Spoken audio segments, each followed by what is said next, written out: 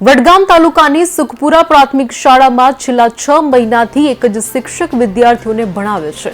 2 મહિના પહેલા યોજાયેલા કેમ્પમાં રતુજી સોલંકી નામના શિક્ષકની પસંદગી કરાઈ હતી, પરંતુ આજ દિન સુધી શિક્ષક શાળામાં આવ્યો નથી।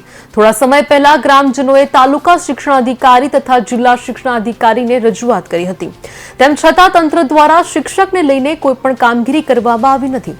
ત્યારે આ નવા શિક્ષકની નિમણૂક કરવામાં આવે એવી માંગ લોકો દ્વારા કરવામાં આવી છે। સુખપુરા ગામમાં ધોરણ 1 થી 5ની શાળા આવેલી છે, જેમાં 2 શિક્ષકોની બેકામ છે। છેલ્લા 5-6 મહિનાથી એક શિક્ષકની ઘટ છે। એમાં 2-1 મહિના પહેલાં રતુજી સોલંકી નામના કાયમી શિક્ષકશ્રીની નિમણૂક કરેલ છે। એ સાહેબશ્રી સુખપુરા પ્રાથમિક શાળામાં હાજર થતા નથી કે નથી એમનો ઓર્ડર કેન્સલ કરાવતા, અને એના પછી અમે ટીપીઓશ્રી અને ડીપીઓશ્રીને વારંવાર રજૂઆત કરવા છતાં અમારી સ્કૂલમાં કાયમી શિક્ષક મૂકતા નથી અને કામગીરીવાળા શિક્ષકને અહીં નિમણૂક કરવાની જોગવાઈ ચાલી રહી છે। એ અમે ગામ લોકોને માન્ય નથી અને અમારા કાયમી ગામના લોકોની એવી માંગ છે કે અમારે કાયમી શિક્ષક જોઈએ।